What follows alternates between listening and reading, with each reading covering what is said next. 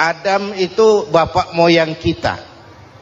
Dosanya satu, makan buah khuldi, dikeluarkan dari surga. Kita dosanya banyak, kepengen masuk, nggak nyambung. Hai Adam, dari tidak ada kamu saya adakan. Saya perintahkan tinggal di surga. Merasa sepi sendirian, saya ciptakan Siti Hawa supaya kamu tenang. Kamu boleh nikmati semuanya. Ini boleh, itu boleh, ini boleh, itu boleh. Makan, makanlah yang kau mau. Minum, minumlah yang kau suka. Pakai, pakailah yang kau senang. Satu yang saya minta, jangan dekati pohon khuldi. Itu kau tidak sanggup, keluar. Diusir dari surga. Sujud Nabi Adam. Kata riwayat 40 tahun sujud. Membaca Rabbana zalamna anfusana wa illam taghfir lana wa tarhamna lanakunanna minal. Itu namanya istighfarnya Nabi Adam. Istighfar itu kan mengucapkan astagfirullah, basmalah, membaca bismillah. Jangan kayak teman saya disuruh banyak-banyak baca istighfar, benar-benar dia baca istighfar, istighfar, istighfar. Bukan itu maksudnya. Nah, maka salah satu amalan yang sangat dianjurkan di bulan Muharram ini memperbanyak istighfar. Tidak ada orangnya yang tidak. Ayo jujur, ini yang kumpul di sini semua, ada nggak yang nggak punya dosa? Yang merasa nggak punya dosa, ayo ke depan. Ada? Tidak ada. Setiap kita, entah kecil entah besar, sengaja terlupa, pasti mempunyai yang namanya khilaf dan salah. Dan Allah Tuhan kita bukan Tuhan pendendam. Allah Tuhan kita Tuhan yang ramah dan rahmah. Manusia, dosamu banyak, tapi ampunanku lebih banyak. Salahmu besar, rahmatku jauh lebih besar. Kau sujud di hadapanku, aku bangga melihatnya. Kau menangis di hadapanku, aku senyum melihatmu. Kau berjalan menujuku, aku berlari menyambutmu. Karena itu amalan yang sangat dianjurkan di bulan Muharram ini memperbanyak istighfar. Itu kalau istighfarnya Nabi Adam. Ada istighfarnya Nabi Yunus. Ibu kenal Nabi Yunus? Di mana kenalannya? So tahu. Nabi Yunus itu ketika berdakwah kepada kaumnya yang bandel, memberikan peringatan, kalau kalian tidak mau beriman akan turun azab. Kapan Yunus? Akan. Kenapa mesti akan? Sekarang aja kalau mau, saya tungguin. Kurang ajar betul ini umat. Akhirnya Nabi Nuh menghindar dengan perhitungan, kalau azab tidak turun saya sudah jauh. Meragukan janji Tuhan. Lalu naik kapal, dinaiki oleh Yunus, kapal mogok. Dicari siapa biang keroknya ini. Diundi, ternyata Yunus. Sampai 3 kali diundi. Dibuanglah Yunus ke dasar laut. Ditelan oleh ikan nun atas perintah Allah. Telan itu Yunus. Jangan pakai dikunyah, rusak urusan. Telan saja, simpan di perutmu. Dibawa oleh ikan nun ke dasar lautan. Itu yang oleh Quran dikatakan bertemulah 3 macam kegelapan. Zulumatun salas. Gelapnya tengah malam, gelapnya di dasar laut, gelapnya di dalam perut ikan. Itu namanya peteng. Mbahnya gelap. Di perut ikan itulah Nabi Nuh sadar akan kesalahannya, meragukan janji Allah, meragukan janji Allah. Ia sujud di dalam perut ikan itu, membaca la ilaha illa anta subhanaka inni kuntu. Itu istighfarnya Nabi Yunus. Dibacakan istighfar begitu, ikan sakit perut pak. Di dasar laut kemana mau cari apotik? Dia naik ke permukaan, memuntahkan isi perutnya. Nabi Yunus keluar dengan selamat. Itu pun terjadi pada hari ke-10 bulan Muharram. Istighfar intinya itu. Itu amalan utama bulan Muharram, memperbanyak istighfar. Allah selamatkan Nabi Nuh dari bahtera banjir yang luar biasa, 10 Muharram. Allah selamatkan Nabi Ibrahim dari pembakaran Raja Namruz, 10 Muharram. Setelah Nabi Ibrahim itu menghancurkan berhala-berhala, Abrahat pulang mau ibadah, lihat Tuhannya berantakan, marah besar. Siapa yang menghancurkan Tuhan-Tuhan kita ini? Ada yang lapor, kami lihat Ibrahim. Tangkap. Belum ada bukti. Tangkap dulu yang penting. Bukti belakangan. Tangkap. Wah, dikerahkanlah aparat.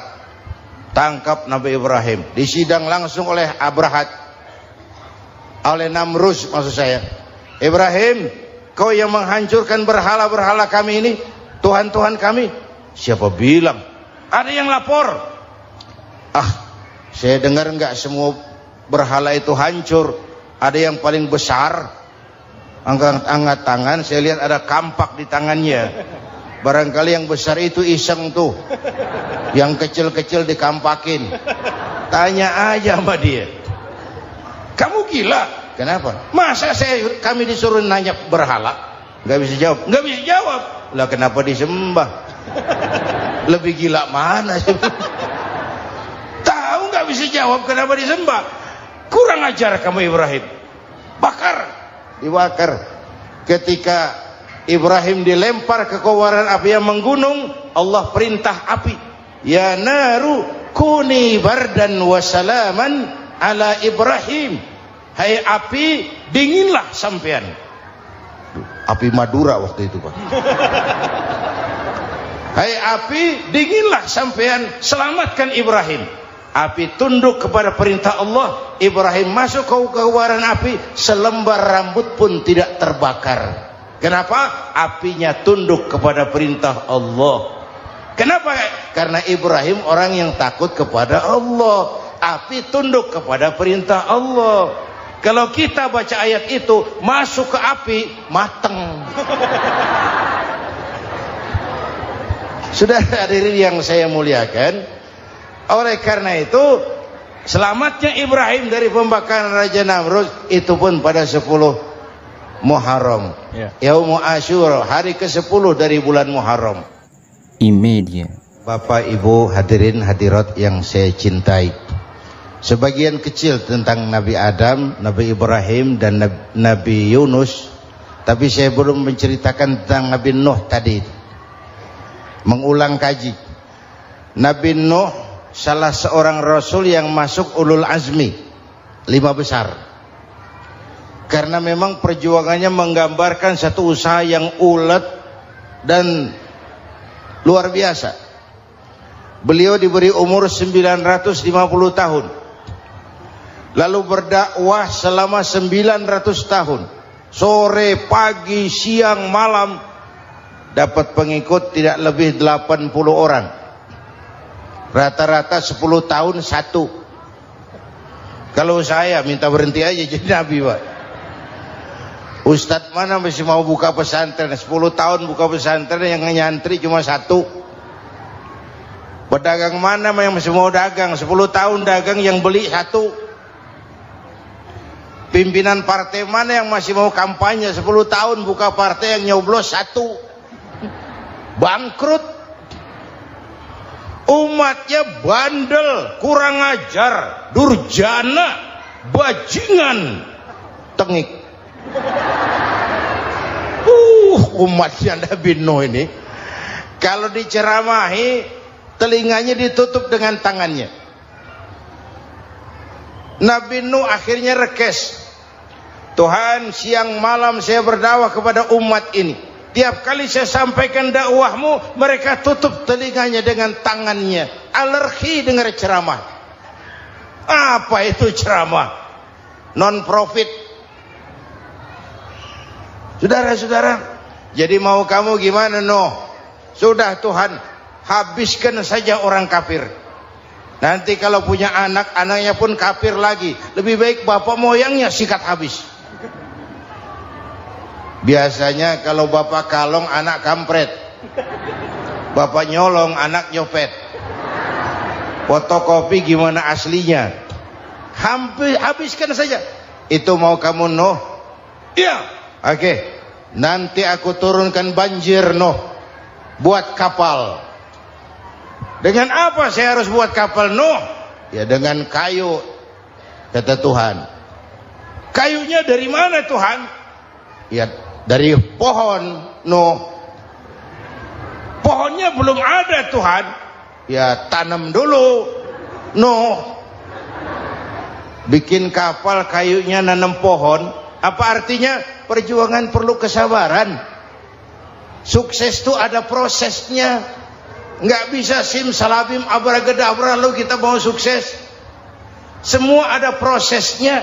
Walaupun kenyataannya begitu. Sukses banyak bapaknya, gagal itu yatim. Kalau kita sukses banyak yang ngakuin. Yang baru ketemu pakai manggil encing. Ketemu baru. Tapi sukses banyak bapaknya. Gagal yatim. Gak ada yang mau ngakuin kalau kita gagal itu. Udah bikin kapal dengan kayu di tengah kampung, bikin kapal ini. Bayangkan di tengah kampung bikin kapal. Orang kafir makin menjadi-jadi. Lihat Nuh. Kenapa? Makin sarap.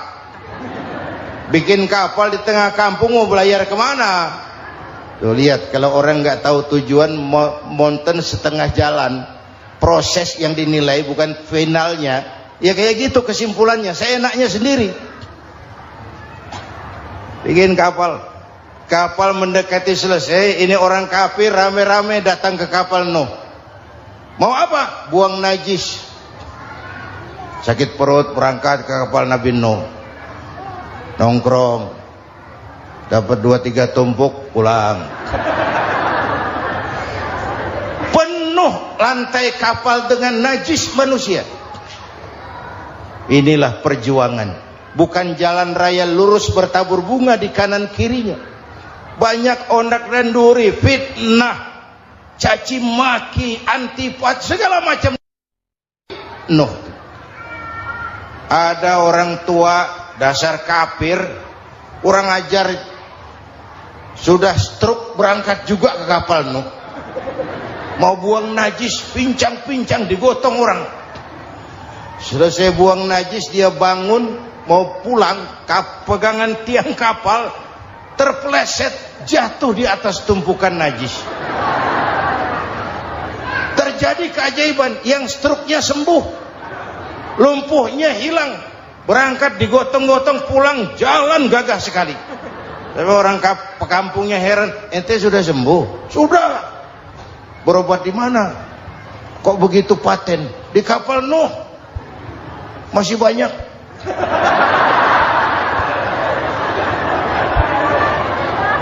Yang berasa perlu obat bawa rantang. Ambil bersih lagi geladak kapal itu. Sudah selesai Nuh? Selesai. Oke, kau orang yang beriman bersamamu, binatang serba sepasang, naik Nabi Nuh, naik orang beriman, naik binatang serba sepasang. Ini cikal bakal penyelamatan manusia, Pak. Naiklah orang beriman, sudah naik semua, Nabi Nuh kontrol. Ini contoh buat kita, kontrol. Sudah naik semua teman-teman, sudah. Pemimpin yang baik bukan cuma terima laporan di belakang meja. Laporan itu yang mana juga bagus. Sama juga kampanye, kampanye yang mana juga merdu. Kalau saya, kalau aja yang dihitung. Pernah ada calon bupati kampanye janji, kalau saya berhasil kita akan banyak bangun jembatan di daerah kita. Rakyat tanya, Pak, nggak ada sungai di kampung kita, Pak. Dia bilang, sungainya kita bangun sekalian. Udah kadung janji, mana pula orang mau bangun sungai ini. Saudara-saudara, kontrol. Jangan cuma tunggu laporan di belakang meja. Semua laporan bagus. Ya Bu? Bu?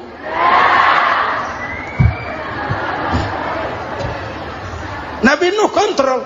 Sudah naik semua? Sudah Nuh. Pulan bin Pulan naik. Naik Nuh. Paimin bintu Kijo. Naik, kami lihat naik. Ada orang Jawa juga Kiai? Ada.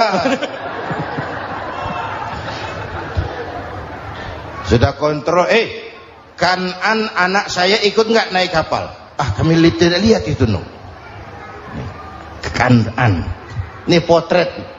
Bapaknya aktif ke masjid, ibunya rajin ke majelis taklim, anaknya keleleran kemana-mana. Bukan di sini, di Prancis.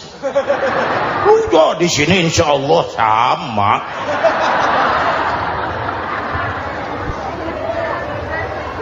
Nuh karena sayang anak, Nuh karena cinta anak, Nuh karena tanggung jawab anak, cari naik ke atas kapal.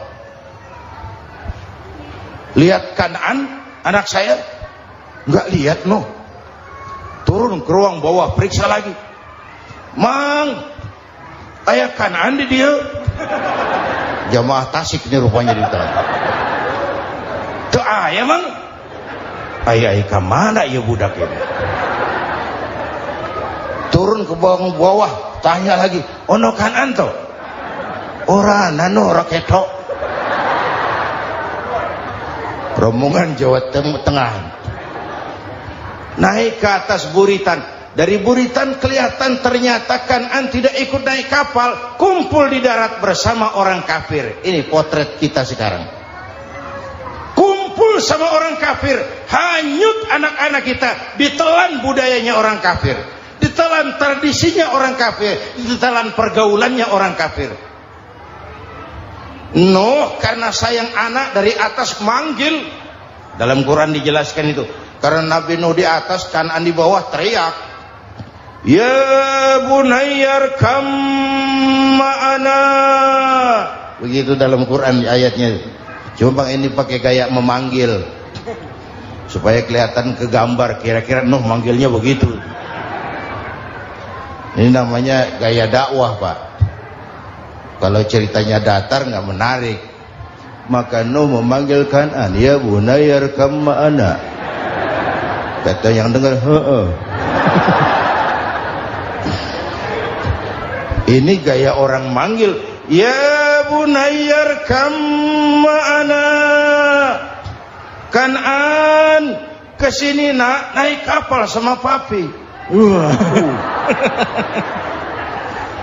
Kata Kan'an di bawah itu, enggak mau papi, John di sini saja. Kata Nuh, jangan nak, Allah sedang murka, akan turun banjir. Kalau datang banjir papi, sa'awi ila jabalin ya'simuni minal ma', saya akan naik ke gunung tinggi yang bisa menyelamatkan saya dari banjir. Kan'an naik ke gunung, gunung dihantam banjir, Kan'an mati sampai sekarang. Yang kelima, Nabi Musa, kisah Muharramnya ini. Lahir dalam kondisi yang sulit karena Fir'aun mimpi akan lahir seorang anak dari keturunan Bani Israel yang akan menghancurkan kerajaannya. Kata Fir'aun, sudah lahir belum anaknya? Belum. Kalau gitu mulai malam ini laki-laki dilarang bergaul sama istrinya. Semua perempuan hamil di bawah pengawasan negara. Mulai hari ini kalau lahir anak laki-laki terutama Bani Israel, penggal. Satpol PP disiapkan. Udah ada kayaknya. Ada. Patroli. Bayangkan, Fir'aun itu bikin undang-undang seenaknya sendiri. Apalagi merasa kekuasaannya dalam ancaman. Penguasa manapun kalau merasa dalam ancaman, panik. Padahal kekuasaan itu kayak harimau. Makin lama ditaiki, makin sulit turun. Kenapa? Karena macannya makin lapar. Naik terus capek, turun dimakan harimau. Serba sulit. Saudara-saudara, kalau kita mau belajar dari Pak Harto, saya melihat kekurangan Pak Harto cuma satu, terlambat berhenti.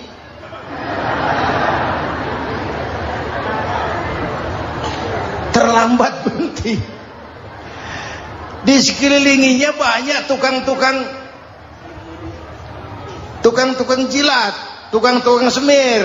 Pak, kalau tidak ada bapak kami bagaimana, Pak?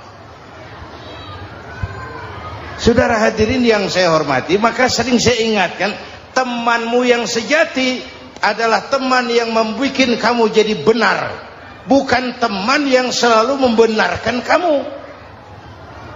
Berapa banyak pejabat-pejabat hancur karena selalu dibenarkan oleh lingkungannya.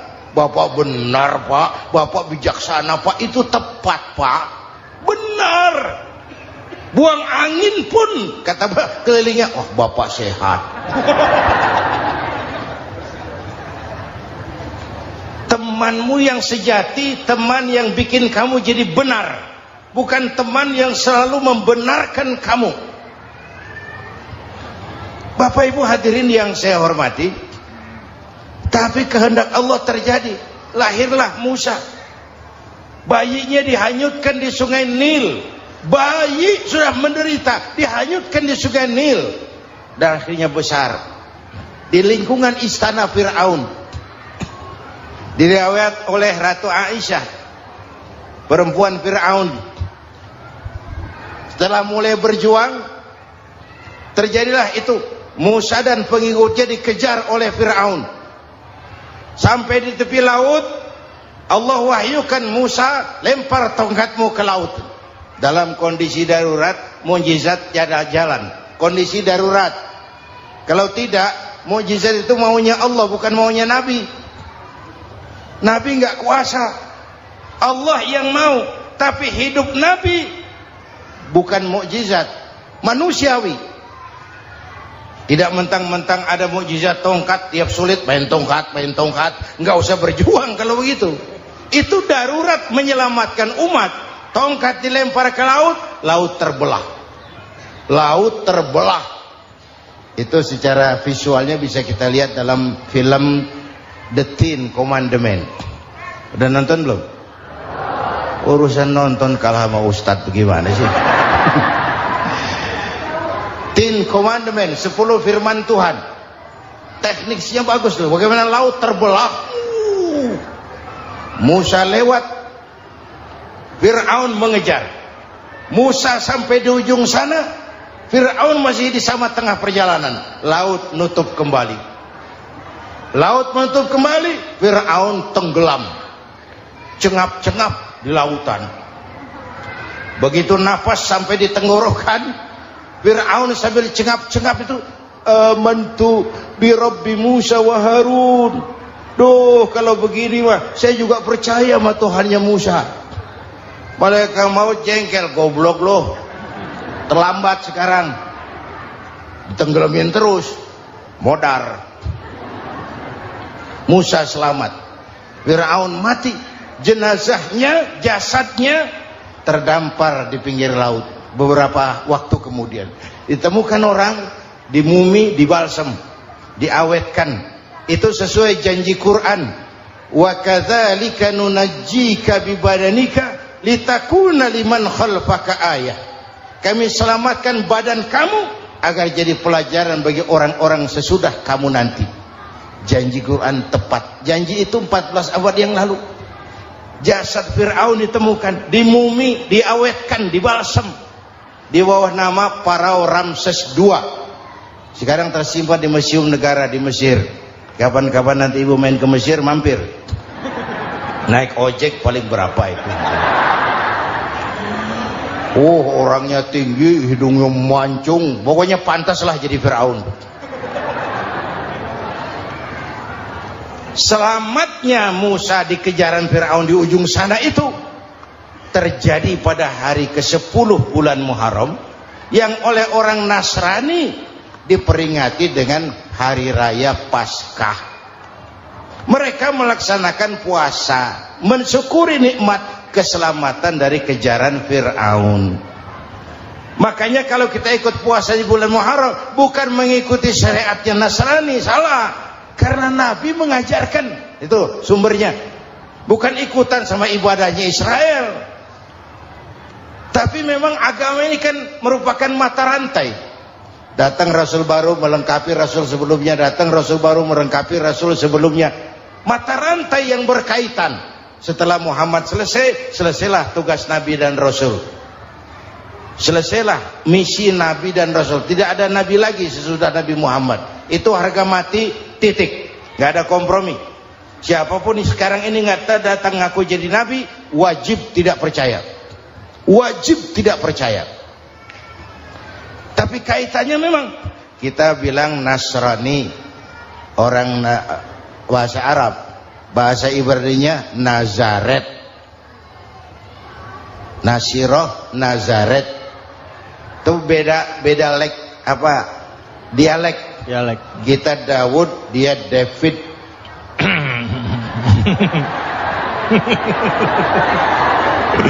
Ibrani. Kita Ali, dia Alek. Kita Sulaiman, dia Solomon. Kita Camat, dia Comot. ini yang ngomong ini comot sembarang. Imedia. Bapak dan Ibu jamaah yang saya cintai, pertanyaan pertama, hijrah qalbiyah. Ada hijrah badaniyah, hijrah fisik yang dilakukan Nabi dan sahabat dari Mekah ke Madinah. Itu hijrah badaniyah. Ada hijrah qalbiyah, hijrah hati. Dan ini yang kita perlukan sekarang. Karena refleksinya akan membias kepada alur kehidupan. Kalau hati kita mau berhijrah, fisik akan mengikuti. Hijrah dari tempat, dari malas ibadah menjadi rajin ibadah. Hijrah dari maksiat kepada yang ma'ruf, dari berpecah belah menjadi bersatu. Hijrah seperti itu yang sangat kita perlukan. Apalagi masyarakat ini paternalistik. Kita harus hijrah mental sekarang ini. Maka yang disampaikan tadi benar. Seorang ketua MK siap mengundurkan diri kalau terbukti anak buahnya terlibat suap. Itu walaupun siap, tapi sudah angin segar buat rakyat. Bahwa masih ada banyak insya Allah pejabat kita yang punya harga diri. Walaupun ada juga pejabat kita yang muka tembok, kulit badak, kuping kebo. Muka tembok, kulit badak, kuping kebo. Biasanya kalau kereta api tabrakan di negara-negara maju, Menteri Perhubungannya mundur. Di kita petugas palang pintu dipecat. Jauh sekali menteri sama petugas palang pintu. Yang benar-benar diadili yang krocok-krocok, kopral-kopral itu. Padahal hadisnya jelas, ar-rashi wal murtashi finnar. Yang nyuap dan yang nerima suap, dua-duanya neraka. Kasus potret belakangan ini, yang nerima suap, yang diuber, yang nyuap aman, yang nyuap aman, yang korupsi pajak dikecil-kecilin, yang ngemplang pajak aman. Padahal ngemplang pajaknya triliunan, padahal dia sudah dikasih fasilitas oleh negara mengelola sumber daya alam negara yang artinya milik rakyat. Dia harus bayar pajak, uang pajaknya dikumpulkan bagi sebesar-besar kemakmuran rakyat. Itu tindakan merugikan rakyat. Karena itu betul, saya setuju, hijrah qalbi yang perlu kita lakukan sekarang. Hijrah hati. Kita ini bangsa Indonesia, seperti timnas. Timnas sekarang anak-anak muda sudah berani pakai baju PSSI. Iya. Kenapa? Menang. Coba kalau kalah terus, nanti menang. Tapi bangsa Indonesia itu memang seperti timnas, namanya kesebelasan. 11 orang. Walaupun ada pemain bintang, ya ada presiden, gubernur, menteri, itu bintang-bintang. Tapi bintang baru ada artinya kalau dibantu 10 pemain yang lain. Cristiano Ronaldo, siapa itu? Penyerang tengah Real Madrid. Wah. Bintang. Lionel Messi. Siapa lagi? Barcelona. Bercelana.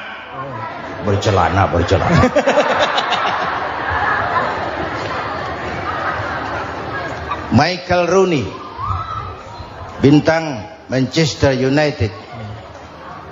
Ronaldo baru bintang, Messi baru bintang kalau ada 10 pemain yang lain. Bagaimanapun hebatnya Cristiano Ronaldo, kalau sendirian lawan satu kesebelasan, babak belur. Itulah kita, bangsa Indonesia. Kita satu kesebelasan, harus saling memperkuat. Ada bangsa kita ini yang jadi jaksa, ada yang jadi hakim, ada yang jadi polisi. Itu posisi penyerang tengah, kiri luar, kanan dalam, back, striker, kiper, posisi. Tapi sadar, kita satu kesebelasan, Bung. Jangan bikin gol ke gawang sendiri. Kalau punya bola bagus, operan dong sama temannya. Yang bisa menciptakan gol, operan. Ada yang jadi pengusaha besar, bagus boleh. Punya untung besar, operan. Kasih masjid, kasih pesantren, operan. Ini kesebelasan kita kalau punya bola, pelitnya setengah mati, Pak. Nggak mau ngoper. Bawa sendiri, mending bikin gol. Enggak. Kita ini satu kesebelasan. Satu sama lain harus saling memperkuat. Bahwa ada penyerang tengah, itu si posisi. Tapi kalau memang peluang memungkinkan, ayo dong operan. Saya iri sama kesebelasan Nasrani di Indonesia. Mereka kalau punya bola, operannya cakep. Gereja cepat selesai, rumah sakit Kristen cepat selesai. Kenapa? Operannya bagus. Kita ini kalau punya bola bawa sendiri, nggak mau ngoper, maka masjid nggak selesai-selesai. Madrasah banyak yang bocor, rumah sakit Islam kalah bersaing. Kenapa? Operannya berat. Ayo menyadari, kita ini timnas, satu kesebelasan. Jangan menjegal kawan seiring, kawan sendiri dijegal. Sudah musuh terlalu kuat, gawang sendiri dijebol. Akhirnya terbalik kita ini. Ujian terberat telah diberikan Allah kepada para anbiya, kemudian para aulia, kemudian para ulama. Summal amsal fal amsal, ke bawah dan ke bawah. Diuji setiap orang menurut kekuatannya berpegang kepada agama. Kalau karena anak Melayu bilang, kalau takut dengan ombak, jangan berumah di tepi pantai. Kalau takut diterjang ombak, jangan berumah di tepi pantai.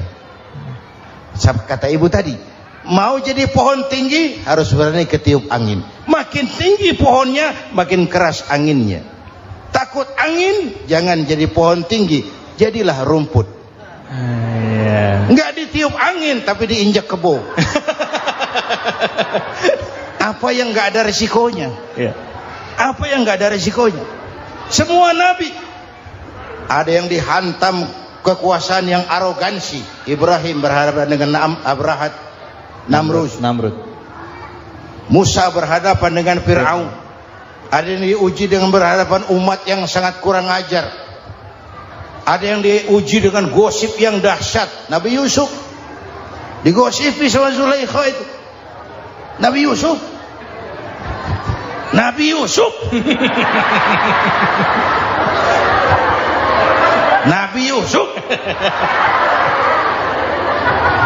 Yang namanya gosip itu kan menyebarkan keburukan orang. Kalau benar saja hukumnya ghibah. Kalau salah hukumnya fitnah. Fitnah lebih bahaya dari pembunuhan. Benarnya ghibah, salahnya fitnah. Saudara hadirin yang saya hormati, jadi resiko itu biasa. Tidak ada yang tanpa resiko. Kalau takut ombak, jangan berumah di tepi pantai. Tinggal bagaimana kita menyikapinya. Kalau kita dewasa, ini bagian ibadah saya kurang. Mungkin karena dia omongin orang, tambah pahala saya. Mungkin karena dia omongin orang, tambah pahala saya. Maka saya ngadepi gosip sepatah pun saya nggak ngomong. Saya cicing wae cicing. Saya percaya masyarakat tuh punya filter. Amin. Saya percaya Tuhan tuh nggak tidur. Kemudian melahirkan kita ke alam dunia ini, secara biologis bahan kita sama, dan tidak itu yang menentukan ketinggian